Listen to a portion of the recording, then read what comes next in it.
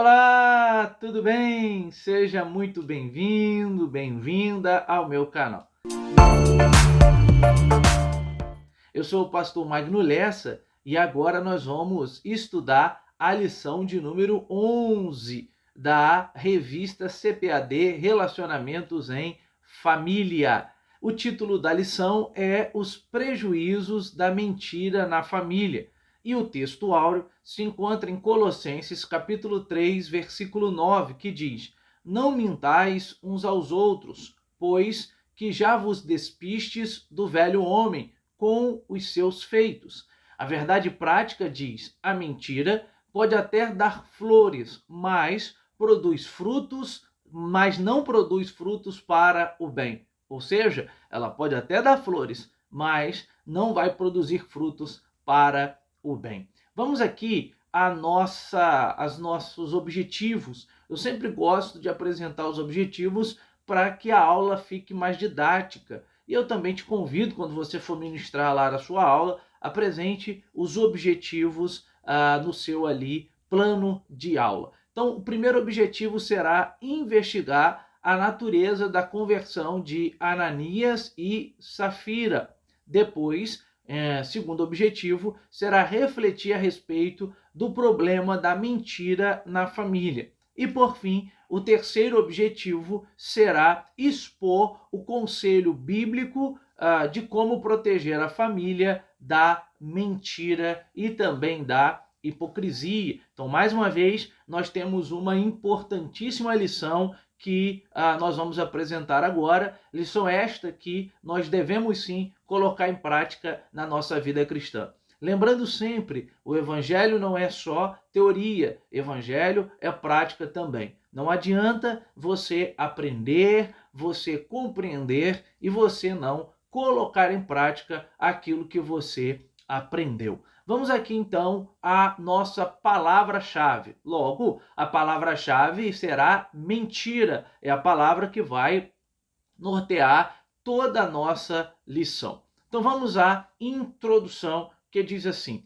a história de Ananias e Safira foi marcada negativamente pela mentira que o casal proferiu no início da igreja. Isso aparece registrado no livro de Atos dos Apóstolos. Bem no comecinho da igreja, nós temos esse evento aí com Ananias e Safira, esse episódio. Ao longo da história da igreja, pós-Pentecostes, isto é, após o derramamento do Espírito que ocorreu ali em Atos capítulo de número 2, no livro de Atos, um sentimento amoroso de partilha a respeito de uma preocupação que a igreja teve para ajudar os pobres, auxiliar os pobres. No começo da igreja houve esse sentimento de partilhar, de ajudar, de estender a mão. A Bíblia diz ali em Atos capítulo 2, a partir do versículo 42, que havia a preocupação de ajudar aqueles que estavam em necessidade. Não por acaso, os diáconos, por exemplo, eles foram escolhidos para cuidar dos órfãos e das viúvas. Então, desde os primórdios, desde o começo da igreja, houve um sentimento piedoso, caridoso e preocupado em ajudar aqueles que não tinham. Então, era uma igreja dominada, conduzida, guiada pelo Espírito Santo. Tá?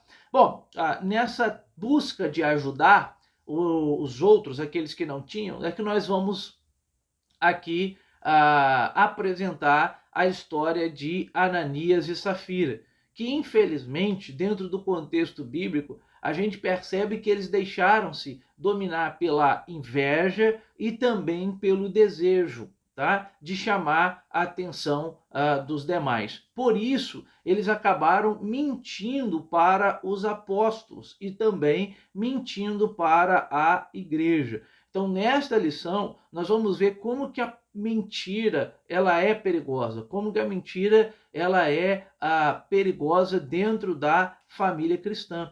Porque ela produz não só uma tragédia espiritual, mas ela também produz uma tragédia familiar. Lembremos que a Bíblia diz que o pai da mentira é o diabo. Então, se mentirmos, nós estamos nos colocando na mesma posição do pai da mentira, que é o diabo, tá? Então, esses pecados, eles precisam estar longe das nossas vidas. Eu sei que às vezes a gente nos preocupa demais com a vigilância no que tange aos pecados de ordem sexual, por exemplo, e é claro que nós temos que vigiar, nós temos que tomar cuidado, nós temos que pedir a ajuda do Espírito Santo, mas a mentira também é um pecado grave, né? Não existe esse padrão pecadinho, pegadão. É pecado ou não pecado. Não existe pecadinho, pecadão, mais pecado e menos pecado, tá? Então, nós vamos observar aqui como que a mentira, portanto, ela pode ser destrutível. Logo, é necessário que dentro da família, com a relação com o cônjuge, seja uma relação marcada por sinceridade, seja uma relação marcada por fidelidade. Vamos aqui ao primeiro tópico, que diz uma conversão duvidosa. E o primeiro subtópico, por que uma conversão duvidosa? Isto é, Elianai Cabral, pastor Elianai Cabral, está perguntando por que a conversão de Ananias e Safira foi uma conversão duvidosa. A questão que ele quer levantar aqui é se Ananias e Safira de fato eram convertidos, tá? É esse o ponto que ele deseja levantar. Então, ele propõe que, porque as atitudes do casal não revelaram a transformação da vida alcançada pelo poder do evangelho. Então, ele questiona a conversão de fato de Ananias e Safira, dizendo que as atitudes que eles demonstram, que este casal demonstra, Ananias e Safira, é uma atitude reprovável, é uma atitude questionável, tá? E aí ele pergunta, será que de fato eles eram convertidos ou eles eram apenas convencidos? Existe uma diferença. A pessoa que é convertida, ela não é mais guiada pelos seus próprios desejos, ela não é mais guiada por sua própria vontade. Uma pessoa que é convertida, ela crucifica o seu eu na cruz. Lembra do que o apóstolo Paulo mesmo disse, já estou crucificado com Cristo. O ego, ele é transformado. Tem um livro do Timothy Keller tratando exatamente sobre essa transformação do ego, sobre a necessidade de termos o nosso ego transformado. Nós precisamos deixar que o Espírito Santo guie as nossas vidas. Então, esse é o sinal de um convertido. Lembra o que o próprio apóstolo Paulo diz aos Efésios, no capítulo 5. Não vos encheis com o vinho em que há contenda, mas enchei-vos do Espírito Santo. Então, uma característica daquele que é convertido é que ele é cheio do Espírito Santo. E, portanto, é o Espírito Santo quem direciona, é o Espírito Santo quem guia a sua história, a sua vida, tá? Então, continua o pastor Elianai Cabral. Embora atraídos pela prática da igreja, simpáticos à causa do evangelho, Ananias e Safira não corresponderam à obra de regeneração do Espírito Santo, ou seja, eles não foram genuinamente transformados.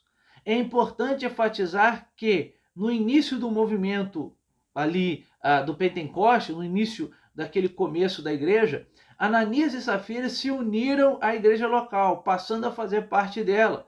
Entretanto, todavia, a velha natureza se revela na hipocrisia, na cobiça e na mentira do casal. Isso daqui me faz lembrar que às vezes tem pessoas que estão dentro da igreja e que são convencidas e não convertidas. Não adianta você ser convencido, né, e se agregar à igreja local simplesmente porque o evangelho é legal, o evangelho é bacana, né, o evangelho nos dá uma esperança futura e não deixar que o Espírito do Senhor trabalhe na sua vida.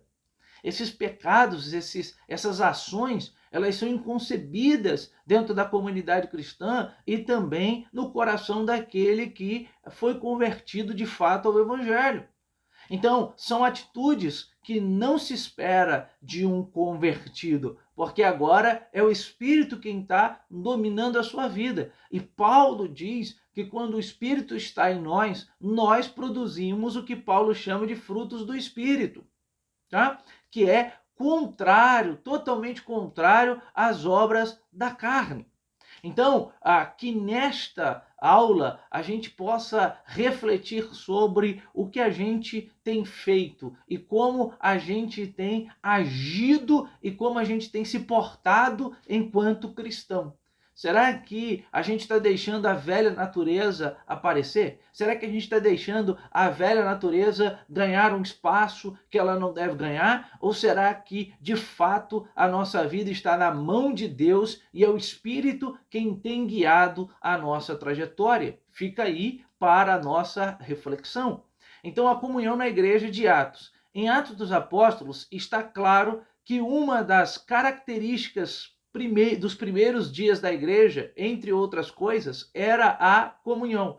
Isso aparece em Atos capítulo 2, versículo 42.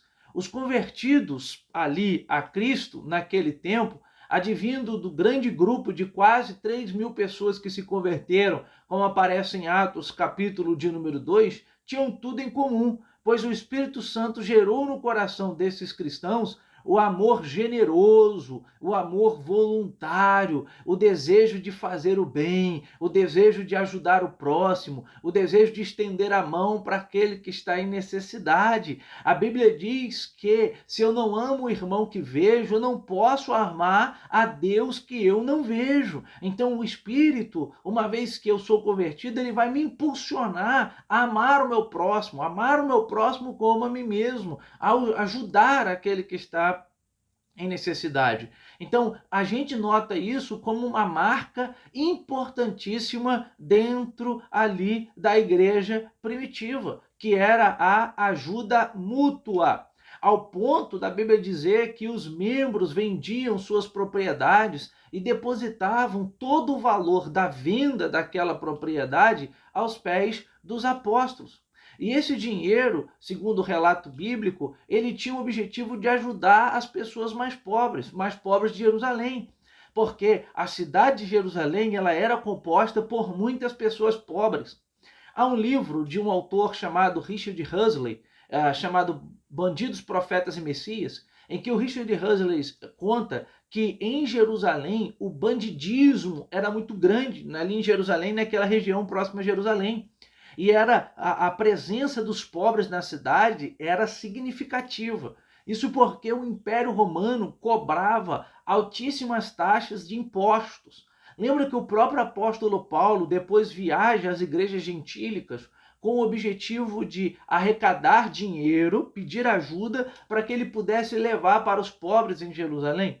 Então a igreja de Jerusalém ela tinha muitos problemas relacionados à questão de renda, a questão de dinheiro. As pessoas da cidade em geral eram pessoas muito necessitadas, muito oprimidas. E o evangelho, inicialmente, segundo Stanley Horton, teólogo pentecostal, ele ganhou espaço entre as pessoas mais simples, entre as pessoas mais pobres do povo, tá? Então, a atitude da igreja aqui foi uma atitude nobre, foi uma atitude de ajuda. Uma vez eu ouvi alguém dizer que em Atos 2 está pressuposto o comunismo. Isso é um erro absurdo, não é? Primeiro porque seria um anacronismo, já começa por aí. Segundo porque a ideia é que eles não estão pregando aqui ou ensinando contra a propriedade privada. Eles não estão falando que as pessoas não podem ter propriedade privada. Não, o texto só está mostrando o ato generoso, a generosidade do coração de irmãos e irmãs que entenderam que podiam ajudar aqueles que estavam em necessidade. Tá? Então, é bonito quando a gente olha para a igreja primitiva e consegue perceber o amor dos irmãos verbalizado, não apenas nas palavras, mas no testemunho, também na ação. Pessoas que de forma voluntária puderam e desejaram ajudar aqueles que estavam em necessidade. Subtópico 3, a inveja e a hipocrisia de Ananias e Safira. Quando viram o desprendimento generoso de Barnabé, por exemplo, Ananias e Safira encheram seus corações de inveja. Você sabe qual é a diferença entre a cobiça e a inveja? A cobiça é você querer ter aquilo que o outro tem. Ou seja, uma pessoa tem uma casa e você cobiça. Eu queria uma casa também. talvez até uma casa igual a essa ou próximo a essa. E o que é inveja? A inveja é querer ter aquilo que é do outro. Eu não quero ter uma casa, eu quero ter a casa que ele está morando, eu quero aquela casa ali, eu quero aquele carro ali. Isso é inveja, é querer ter aquilo que é do outro. E eles então moveram o seu coração de inveja. E no lugar de fazer o que os demais estavam fazendo, que era agir de maneira generosa, eles acabaram cultivando um sentimento carnal, tratando ali de tomar uma atitude ruim, que foi esconder de fato o valor que eles venderam a sua propriedade. Tá? E eles acabaram mentindo para os apóstolos. Porque qual era o plano deles? Vender uma propriedade e levar o dinheiro como oferta, mas reter uma parte desse valor para eles mesmos, tá? E entregar a outra parte como se fosse o valor completo.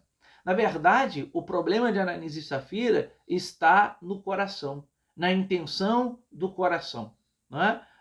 Eles não foram sinceros, eles preferiram omitir, eles preferiram mentir. Cuidado com o seu coração, cuidado, porque o coração ele pode te inclinar ao mal. A Bíblia Sagrada diz, Paulo diz que nós herdamos a natureza pecaminosa, uma vez que Adão pecou, toda a humanidade agora nasce com essa natureza pecaminosa, com essa inclinação ao mal, mas que possamos não sermos dominados por aquilo que quer o nosso coração, que você possa não ser inclinado pelos desejos ruins, pelos desejos maus de seu coração, mas que o Espírito esteja guiando a sua vida. É muito triste quando a hipocrisia e o engano se instalam no coração do homem. Mais trágico ainda quando essa realidade acontece no seio da família cristã. Por isso, devemos estar constantemente vigilantes para que a gente não permita nenhuma brecha de Satanás sobre a nossa vida, tá? A mentira, ela é destrutiva, tá bom? Bom, vamos ao subtópico 4. Quando a mentira e o engano enchem os corações.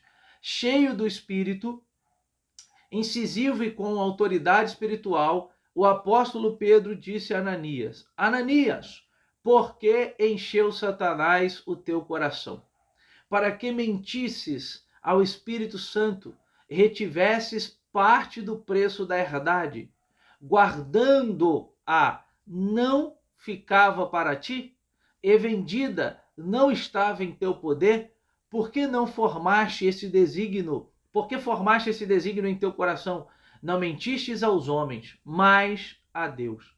O que Pedro está dizendo é possível até enganar o homem, é possível até enganar o meu cônjuge, é possível até enganar o meu irmão, é possível até enganar o meu pastor, é possível até enganar e esconder de pessoas. Mas nesse episódio, o texto deixa muito claro, não é possível enganar a Deus. Então Pedro diz, vocês não mentiram aos homens, vocês não mentiram aos apóstolos, vocês não estão mentindo para a igreja, vocês estão mentindo para Deus. O apóstolo Pedro também tratou com a esposa de Ananias, sem ela saber que o esposo havia caído morto na presença de todos. Diz a Bíblia, porque é que entre vós vos concertastes para tentar o Espírito do Senhor. Portanto, vemos que a mentira e o engano dominaram o coração do casal, ao ponto deles tentarem ludibriar a igreja e, consequentemente, a liderança apostólica. Ao tentar enganar a liderança local da igreja, na verdade, eles mentiram contra o Espírito Santo, voltando-se diretamente contra Deus. E não há como enganar a Deus, não há como esconder nada de Deus. Quando eu lia isso daqui, eu me lembrava de um evento que ocorre no livro de Gênesis, relacionado a Caim e Abel. A Bíblia Sagrada diz que a Caim oferece do fruto da terra, Abel pega das primícias dos animais, Abel oferece, portanto, aquilo que é importante para ele, Abel oferece aquilo que lhe custa alguma coisa, ele oferece o seu melhor a Deus, e Caim oferece qualquer coisa. E aí, movido por uma inveja, porque Deus aceitou a oferta de Abel e não aceitou a oferta de Caim, Caim, corroído por uma inveja extrema, Caim agarra o seu irmão e Caim mata o seu irmão. E Caim pensou, bom, eu estou aqui num lugar isolado, ninguém está sabendo, ninguém está vendo, ninguém vai saber o que eu fiz, está tudo tranquilo, não tem problema nenhum.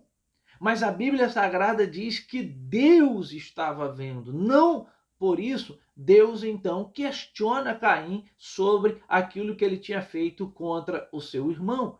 Então não adianta, porque às vezes pensamos que estamos agindo, né, sendo beneficiados, como Ananias e Safira pensou, porque pensou, olha, vamos ser beneficiados. A gente conta a mentirinha, os apóstolos não vão saber e está tudo tranquilo. Só que a Bíblia Sagrada diz que Deus estava vendo. Então, que a gente possa vigiar nesse sentido. Ainda que as pessoas não estejam ali nos observando, mas Deus está nos observando. Que possamos não negociar valores, que possamos não se corromper diante do homem mau, que possamos nos manter íntegros e retos diante de Deus. Aquilo que nós estudamos na lição passada, Jó era alguém que se manteve reto, se manteve íntegro diante de Deus. Jó era alguém que se desviava do mal. Desviar do mal é exatamente isso, é você estar atento e vigilante às ciladas do diabo e você dizer, não, eu não vou cair nisso. A gente precisa guardar os valores cristãos na nossa vida diária, agir de acordo com o Evangelho de Cristo, sabendo que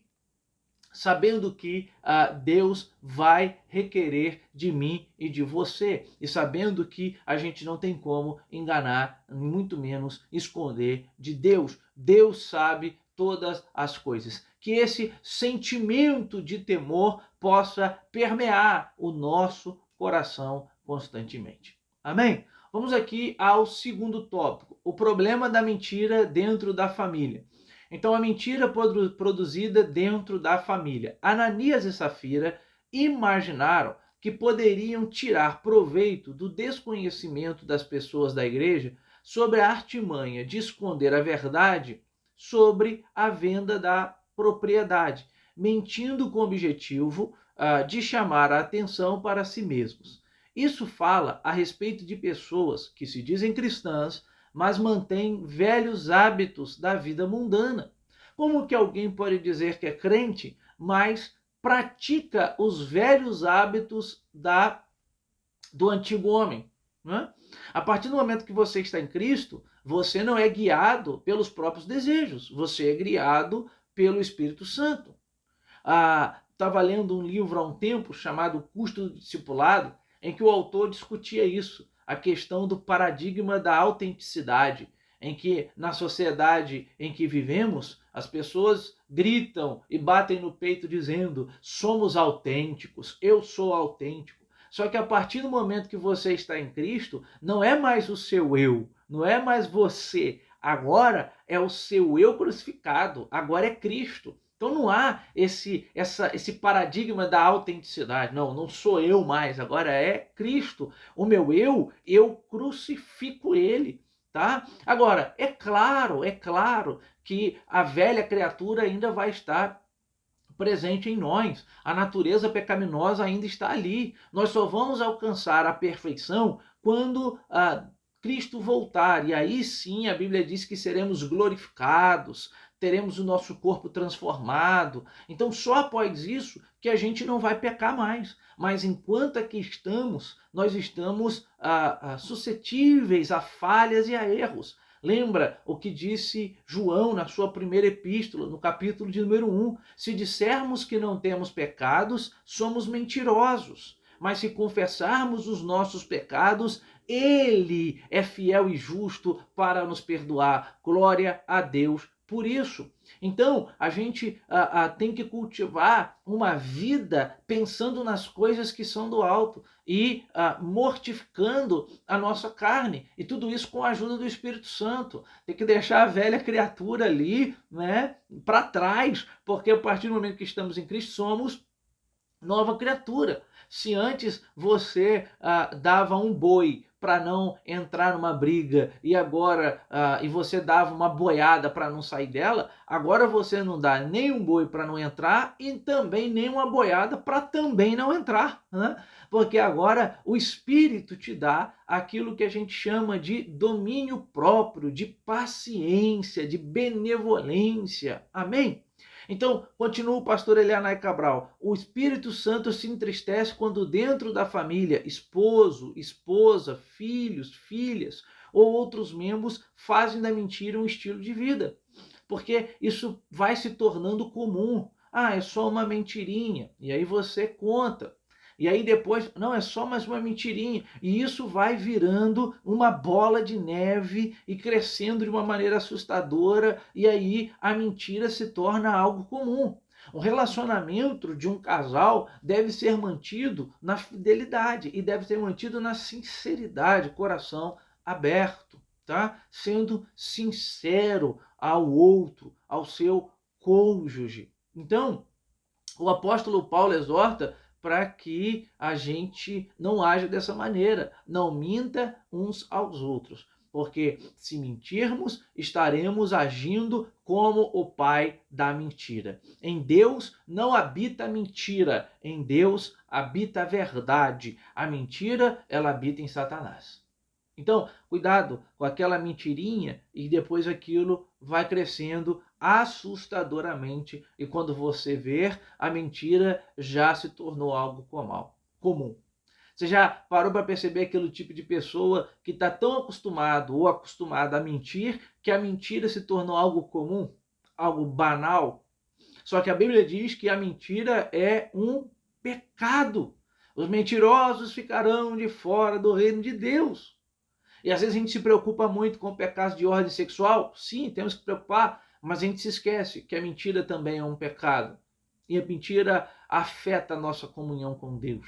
A mentira nos distancia da nossa intimidade com Deus. A mentira nos distancia do nosso relacionamento com Deus. Não deixe que você seja dominado pelas obras da carne. Paulo, na carta aos Gálatas, ele fala das obras da carne e dos frutos do Espírito. Não deixe que as obras da carne dominem a sua vida. Mas o que vai dominar a sua vida? Quem você mais alimenta. Se você alimenta mais a sua carne, a carne vai dominar. Mas se você alimenta o seu espírito com oração, com leitura da Bíblia, com devocional, buscando uma intimidade, um relacionamento com Deus, mais íntimo de Deus você será e mais a sua carne vai ser ofuscada e o espírito vai guiar a sua história. Tá? Poderíamos aqui citar vários exemplos de famílias que foram destruídas por causa da mentira. Porque a esposa não suportou mais as mentiras do marido. O marido não suportou mais as mentiras da esposa. A verdade sempre será o melhor caminho. É por isso que Jesus disse, eu sou o caminho, a verdade e a vida. Ele não disse, eu sou o caminho, a mentira e a vida. Ele é a verdade. E se a gente é cristão, a verdade tem que fazer parte dos nossos lábios. Não conte mentira, não fale mentira.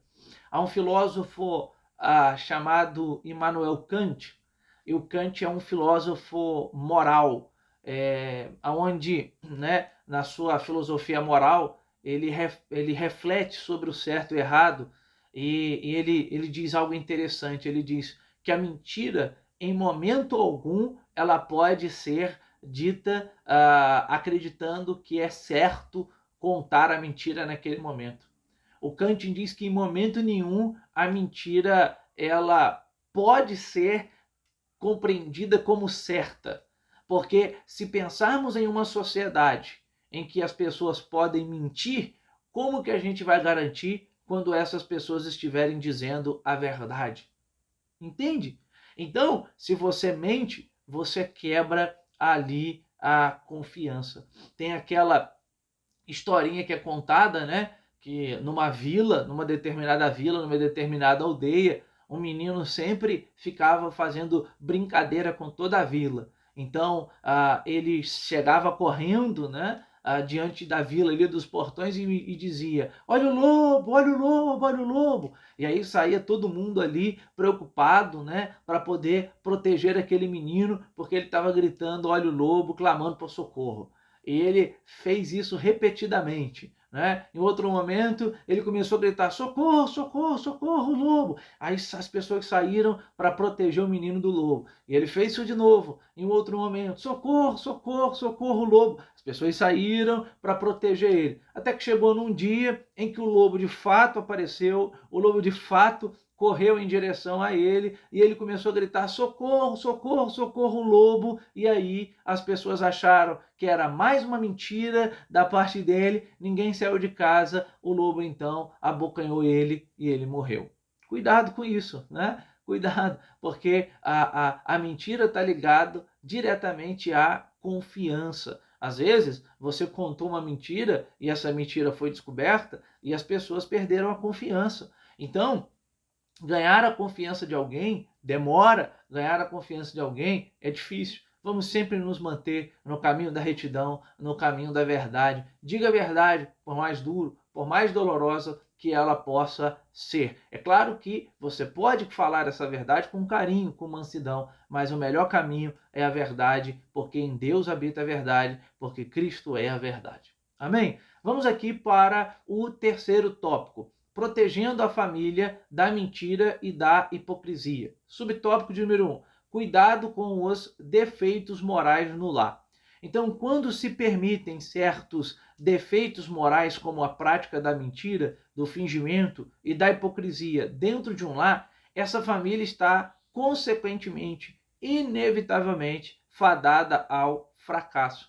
Semelhantemente ao que aconteceu com Ananias e Safira no Antigo Testamento, lemos a história de uma família israelita cujo chefe era Acã. Lembra dessa história? Aparece lá no livro de Josué. Acã também mentiu. E a Bíblia Sagrada diz que ele acabou morrendo por causa da mentira. Porque diz o texto sagrado que Acã foi dominado pela cobiça e pela hipocrisia. E ele furtou certos objetos da cidade de Jericó, considerados amaldiçoados por Deus. Antes do povo invadir, entrar na cidade de Jericó, a Bíblia Sagrada diz que Deus diz a Josué que ninguém poderia pegar nada da cidade de Jericó. Não poderiam pegar os despojos. Era muito comum quando você invadia uma cidade, né, vencia uma batalha com o inimigo ali, contra o inimigo, e você então vencia aquela batalha, você pegava os despojos. Só que a Bíblia diz que o povo é proibido de pegar esses despojos porque Jericó era uma cidade amaldiçoada. Israel então não poderia pegar, não poderia ter parte nesses despojos.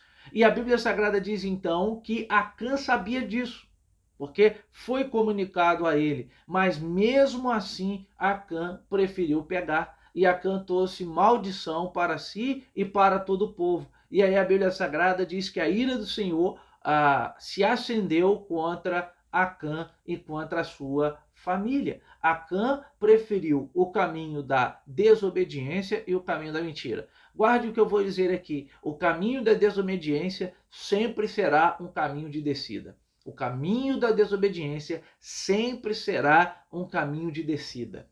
Quem desobedece a Deus sempre vai estar descendo em direção a mais longe de Deus. Quando a gente lê, por exemplo, o livro do profeta Jonas, no capítulo 1, a gente vê que Deus pede que Jonas, ou ordene que Jonas pregue em Nínive. Jonas prefere ir para Tarsis, e aí, conforme Jonas vai fazendo aquilo que está no seu coração, a Bíblia diz, e ele vai descendo. Então ele desce até o porto, depois até o navio, depois até o porão e depois até o fundo do mar. O caminho da desobediência é um caminho de descida, mas Deus não quer isso para você. Deus quer exaltá-lo. É por isso que a Bíblia diz: humilhai-vos debaixo da potente mão do Senhor, para que no seu tempo Deus os exalte. Então não desobedeça. Ainda que você não entenda o porquê Deus está falando para você fazer, nem sempre Deus vai explicar porque Ele faz o que faz. Nem sempre a gente vai compreender porque Deus faz o que faz.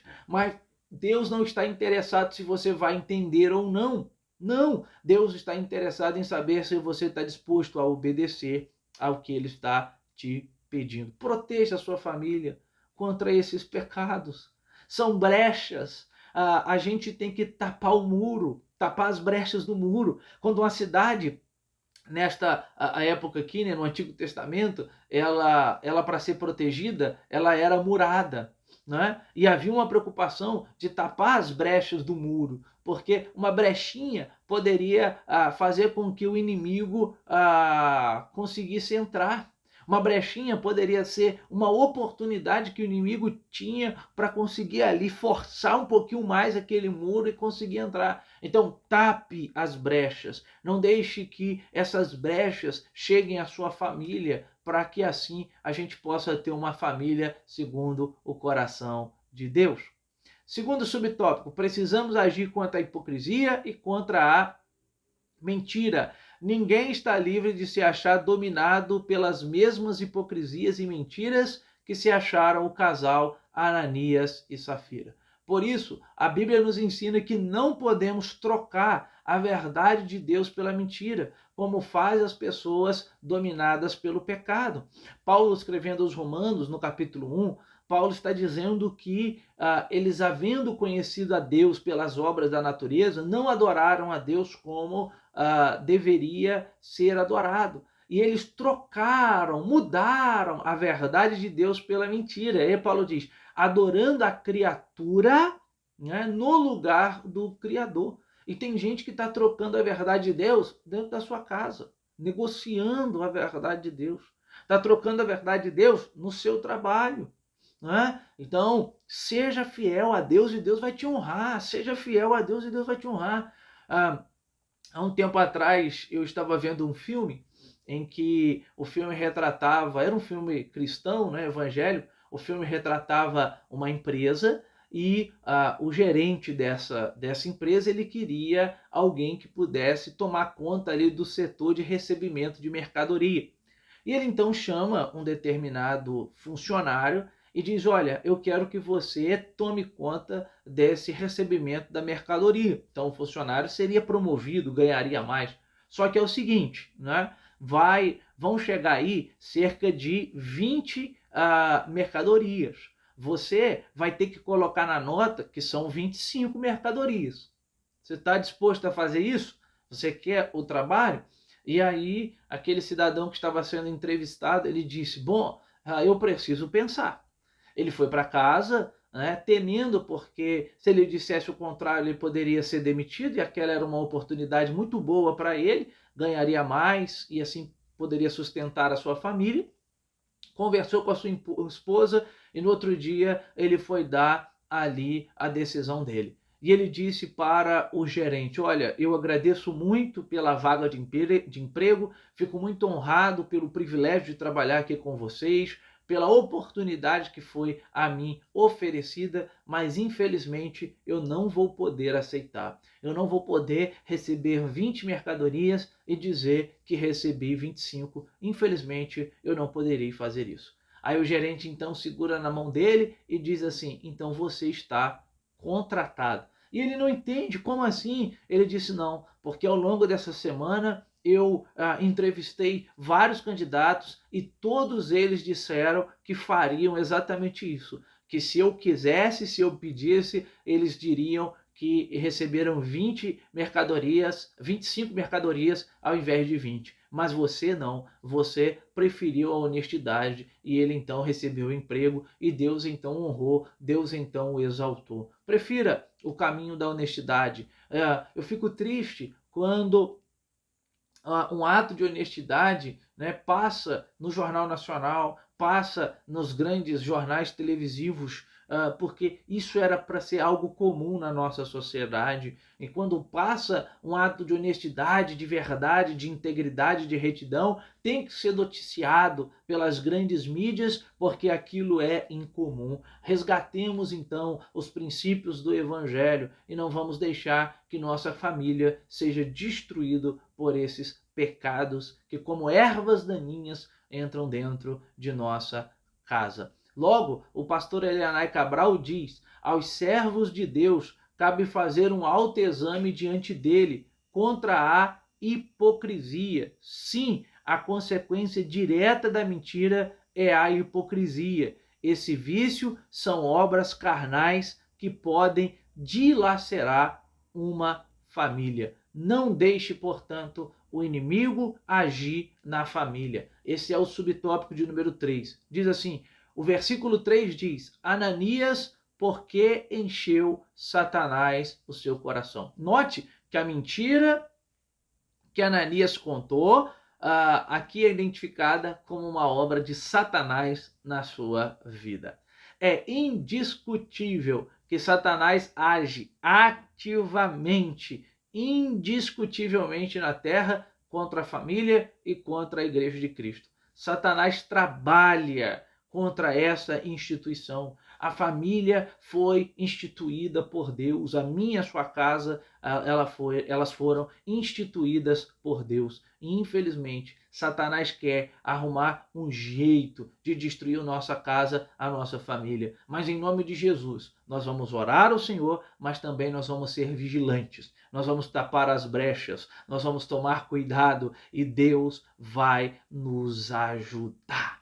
É necessário estarmos vigilantes e orando. Tiago, capítulo 4, versículo 7 diz: sujeitai-vos, pois, a Deus, resisti ao diabo e ele fugirá de vós. Sujeitemos, pois, a Deus e com a ajuda do Espírito Santo resistiremos ao diabo e ele certamente fugirá de nós. Que Deus te abençoe. Vamos aqui agora para a nossa conclusão. Vamos agora concluir a nossa aula. Diz assim: como aconteceu com Ananias e Safira, que foram punidos pelo Senhor com a morte instantânea, membros da família que praticam a mentira podem experimentar consequências gravíssimas por causa dessa prática. A Bíblia diz que a igreja é a coluna e a firmeza da verdade. Portanto, ainda que num primeiro momento possa parecer difícil, o caminho da verdade sempre será o melhor caminho. Fale a verdade, viva a verdade, abrace a verdade, seja reto, seja reta e Deus vai te abençoar. Deus vai te abençoar. Deus certamente vai te abençoar. Abençoar a sua casa e a sua família. Eu creio nisso, tá bom? Espero que você tenha gostado desta aula e te peço com carinho, compartilhe, nos ajuda, se inscreva, curta, para que o YouTube entenda que é relevante e ele então entregue este conteúdo a mais pessoas. Tá bom? Que Deus te abençoe, que Deus abençoe a sua casa, a sua família, em nome de Jesus. Amém.